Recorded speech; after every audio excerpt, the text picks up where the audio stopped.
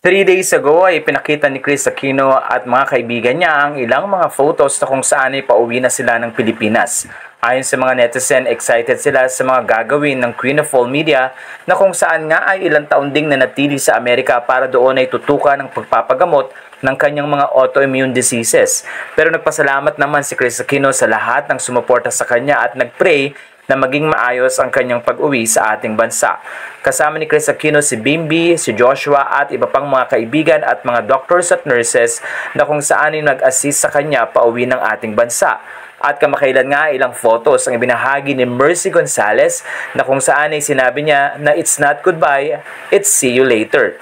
Isa kasi si Miss Mercy Gonzalez na nagatid kay Kris sa Pilipinas at natuwa nga ang mga fans dahil kumpleto ang kanyang mga kaibigan at kapamilya na kasamang umuwi ng bansa.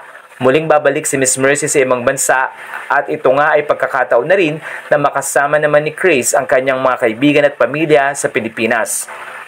Ayon sa mga fans, napansin nila na kakaiba ang itsura ni Kris at unti-unti nga itong nakaka-recover sa kanyang pagkakaroon ng sakit. Pero dahil na rin okay na siya sa Pilipinas, umaasa naman ng mga fans na maibibigay kay Kris ang mga kaukulang medication at medical treatment na kailangan niyang gawin habang ito nga ay tinutuloy-tuloy ang kanyang paggagamutan.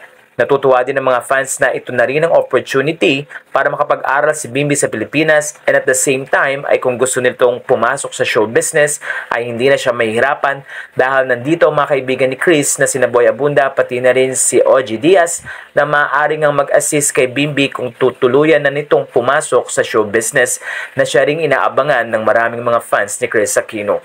Ayon sa kanila, hindi man matuloy na bumalik si Kris sa show business pero nandun si Bimby para ipagpatuloy ang nasimulan ng kanyang ina na tinaguri ang Queen of All Media ng Pilipinas.